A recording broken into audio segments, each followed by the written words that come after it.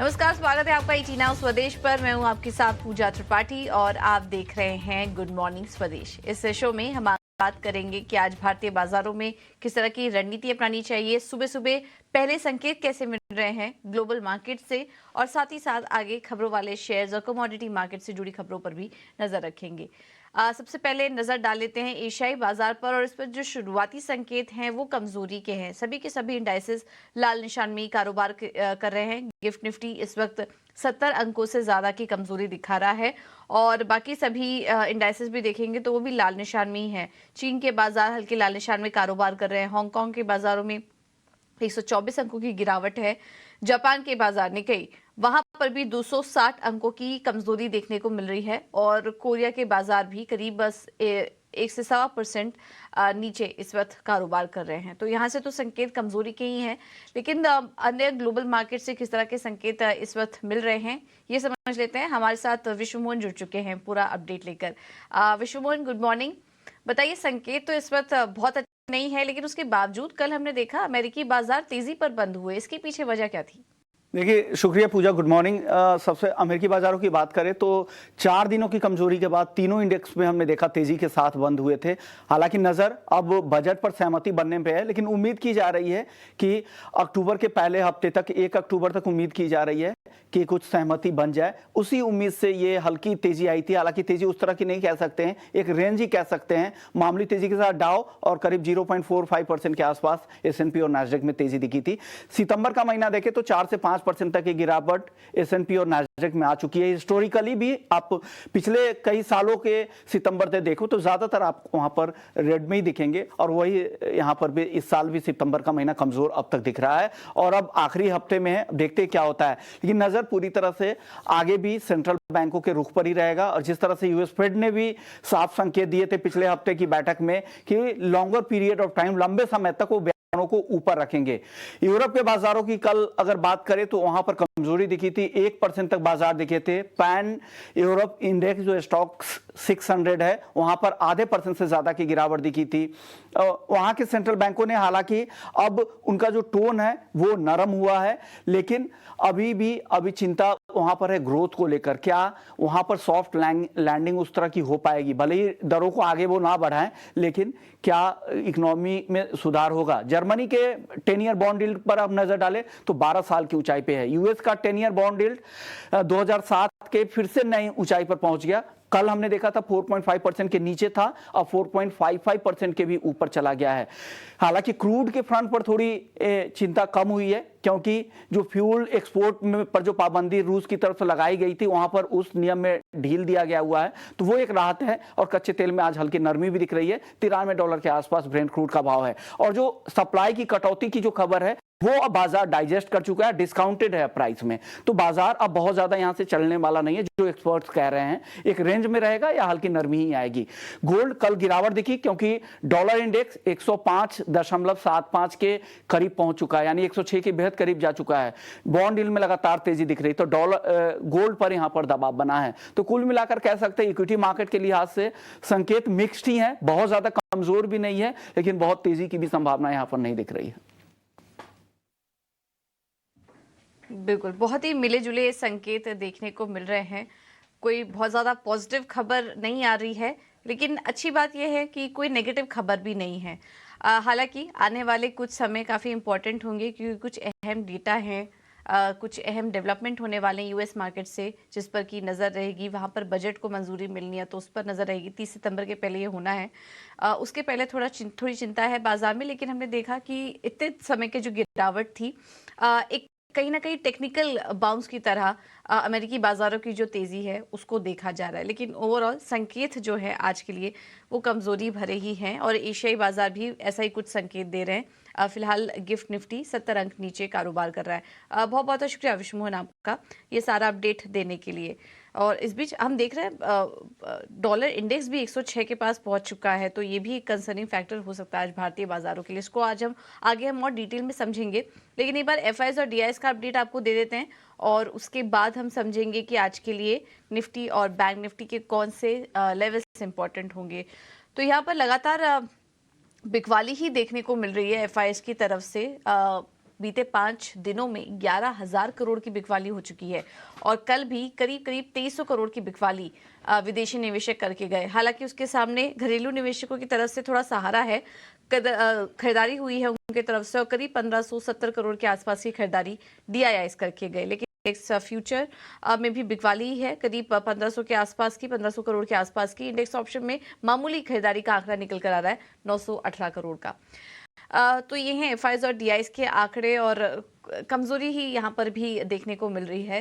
इन आंकड़ों को अगर देखें तो थोड़ा और इसको एनालिसिस करेंगे। हमारे साथ डिम्पी कालरा जुड़ चुके हैं फोन लाइन पर और उनसे समझेंगे कि इन तमाम आंकड़ों को देखते हुए आज के लिए निफ्टी और बैंक निफ्टी के कौन से अहम स्तर इंपॉर्टेंट होंगे। डिम्पी, गुड मॉर्निंग, बताइए। गुड मॉर्निंग पूजा। देखिए, कल भी हमने आपके सामने बात रखी थी कि बाजार कहीं नहीं जाएगा, इंडाइसिस एक टाइट रेंज में रह सकते हैं। ठीक वैसा ही होते हुए देखा। आप यकीन नहीं करेंगे, कल निफ्टी ने 1 पॉइंट का भी गेन नहीं किया, 1 पॉइंट का भी लूज नहीं किया। तो बैंक निफ्टी के अंदर जो कल तेजी आई, ओटीपी ने इसमें शॉर्ट कवरिंग थी और कल भी हमने आपको इंडिकेट किया था कि बैंकिंग काउंटर्स में थोड़ा सा दम दिखेगा और वो कल दिखा भी। अब आज के लिए जरा समझते हैं मैटर क्या है। देखिए, एफआईज की होल्डिंग धीरे धीरे करके कम हुई है, अब वो 50% से भी हो गई है। ये एक हफ्ते से 8 दिन पहले करीब 65% एवरेज लॉन्ग करते थे। 7-8 दिनों में जैसे से बाजार टूटा, ये एफआईज की सिर्फ और सिर्फ बिकवाली है और कुछ नहीं है। एफआईज ने माल खाली किया है इंडियन मार्केट से और करीब वो 49% मिनोरिटी में आ गए हैं। दूसरा पॉइंट, ये जो एफआईज माल बेच रहे हैं तो जा किसके पास रहा है? ये जा रहा है हल्का फुल्का रिटेलर्स के पास और कुछ प्रो अकाउंट्स में। रिटेलर्स की जो होल्डिंग है, लॉन्ग होल्डिंग, वो 53% हो गई है, वो करीब 9 से 10% के आसपास बढ़ी है।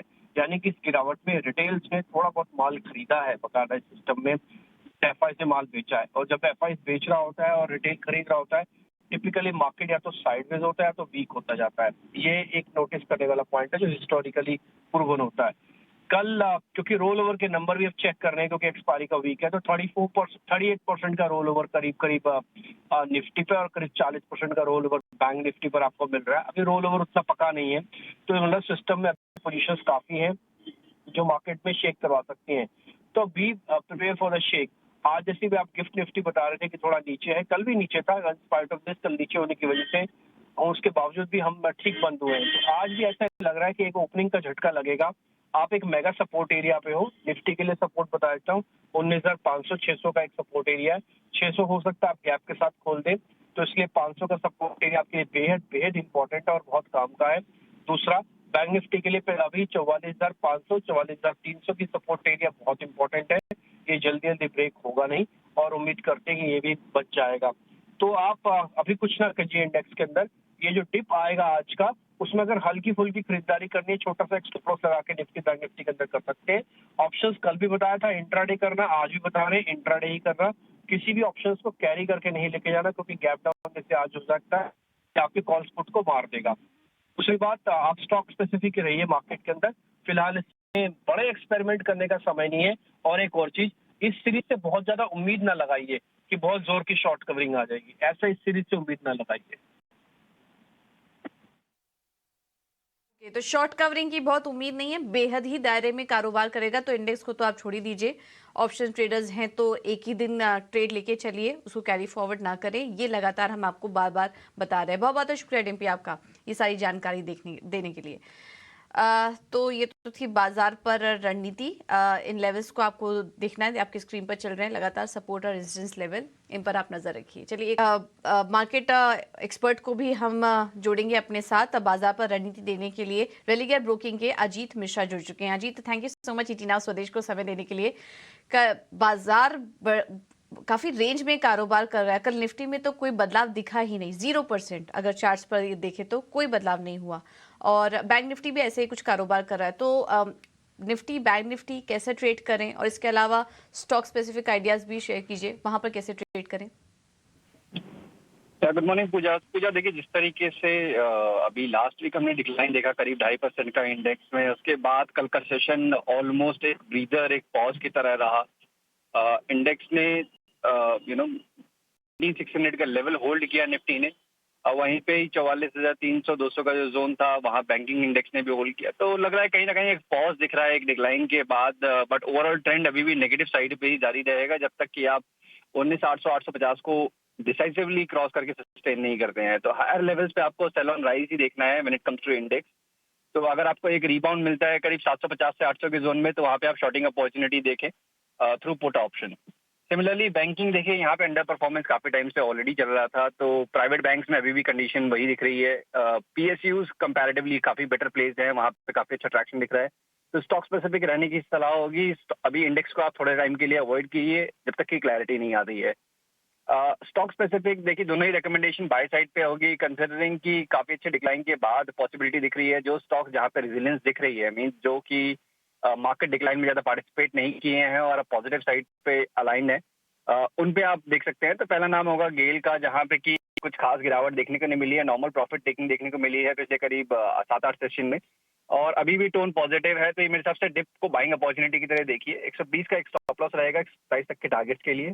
दूसरा नाम from the defensive space Marico, यहाँ पर भी देखिए काफी अच्छे कंसोलिडेशन के बाद एक स्ट्रॉन्ग रिकवरी देखने को मिल रही है। स्टॉक अपने रिकॉर्ड हाइज के पास पहुंचने वाला है।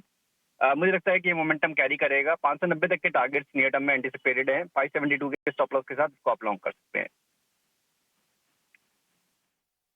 ओके, थैंक यू अजीत, आपका समय देने के लिए और ये रणनीति सुझाने के लिए। तो मैरिको और गेल यहाँ पर आप खरीदारी करके चल सकते हैं। आगे बढ़ते हैं और अब बात करते हैं खबरों वाले शेयर्स की। शरद जुड़ चुके हैं हमारे साथ पूरा अपडेट लेकर। शरद, गुड मॉर्निंग, बताइए।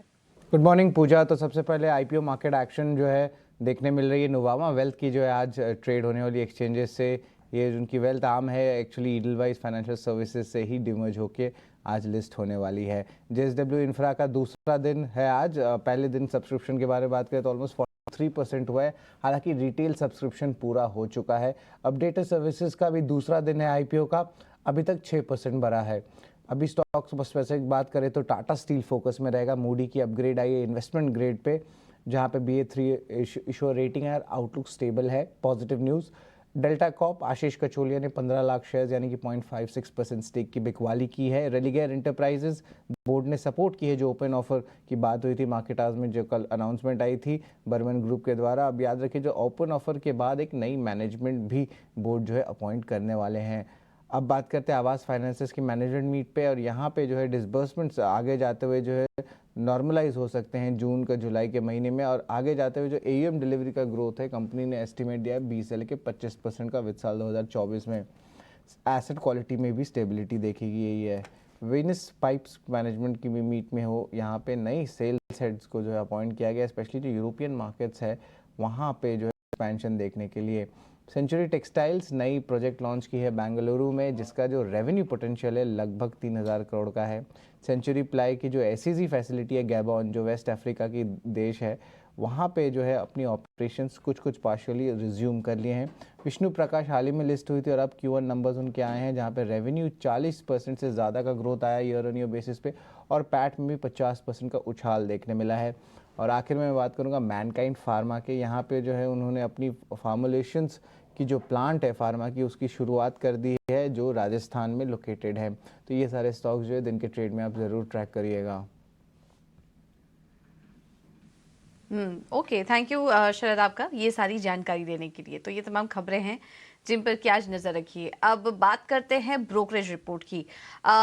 शुरुआत सबसे पहले PB फिनटेक के साथ करेंगे। स्पार्क की रिपोर्ट आई है, रिड्यूस रेटिंग दी है, लक्ष्य देख रहे हैं 700 रुपए प्रति शेयर का।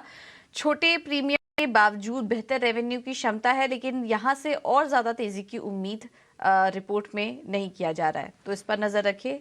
742 पर ट्रेड कर रहा है, लक्ष्य देख रहे हैं 700 रुपए प्रति शेयर का। इंडिया गैस इंडस्ट्री पर सिटी की रिपोर्ट आई है, जिसमें कि गैस सेक्टर में IGL, MGL और गेल पसंद आ रहा है। वहीं पेट्रोनेट LNG और गुजरात गैस पर बिकवाली करने की सलाह। KA इंडस्ट्रीज पर प्रभुदास लीलाधर की रिपोर्ट है और होल्ड से अपग्रेड करके खरीदारी की राय देख रहे हैं।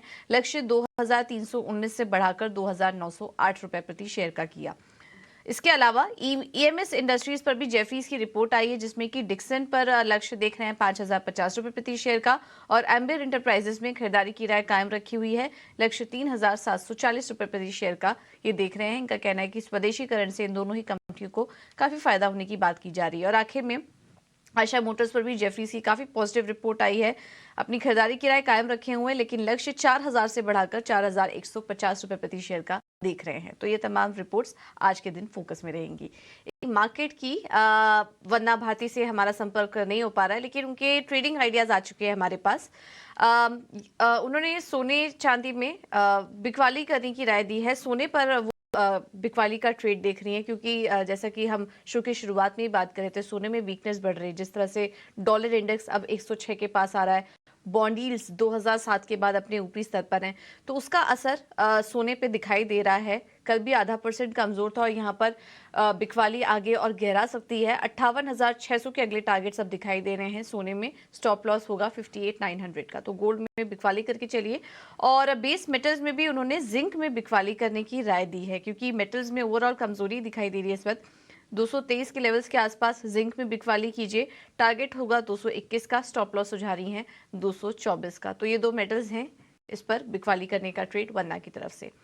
अब आगे बढ़ेंगे और इक्विटी मार्केट में भी काफी सारे रिकमेंडेशन हमें आए हैं एनालिस्ट से, एक एक करके आपके सामने रखेंगे। स्वास्तिका इन्वेस्ट मार्ट, इन्होंने सोनाटा सॉफ्टवेयर में तेजी करने की सलाह दी है। 1150 का लक्ष्य देख रहे हैं, स्टॉप लॉस है 1070 का। और IRCTC भी अच्छा लग रहा है। कल भी स्टॉक में शानदार तेजी थी, करीब 3-4% की। आज भी आप तेजी करके चल सकते हैं स्टॉक में। 720 का होगा लक्ष्य, स्टॉप लॉस सुझा रहे हैं 678 का स्टॉक पर। रेलिगर ब्रोकिंग की तरफ से जो कॉल्स हमें मिल रही हैं, उसमें पहला है गेल। गेल पर नजर रखिए, काफी सारे एनालिस्ट यहाँ पर बुलिश दिखाई दे रहे हैं और ब्रोकरेज हाउस की रिपोर्ट्स काफी अच्छी आ रही हैं स्टॉक पर। टारगेट 127 का होगा, स्टॉप लॉस 120 का रखिए। और मेरिको भी अच्छा लग रहा है, यहाँ पर भी तेजी करने की सलाह। 590 का लक्ष्य होगा, स्टॉप लॉस है 572 का। और आखिर में बात करते हैं शेर खान। यहाँ पर उन्होंने पहला जो कॉल दिया उसमें अपोलो टायर, तेजी करके चलिए। 384 का होगा टारगेट, स्टॉप लॉस है 372 का। और RBL बैंक में भी तेजी करने की राय देख रहे हैं 246 के लक्ष्य के लिए, स्टॉप लॉस सुझा रहे हैं 234 का। तो सारे कॉल्स में आज तेजी करने की राय। स्टॉक स्पेसिफिक आज रणनीति अपना के चलिए, ये सलाह तमाम जानकारों की तरफ से। चलिए फिलहाल इस बुलेटिन में इतना ही। एक छोटे से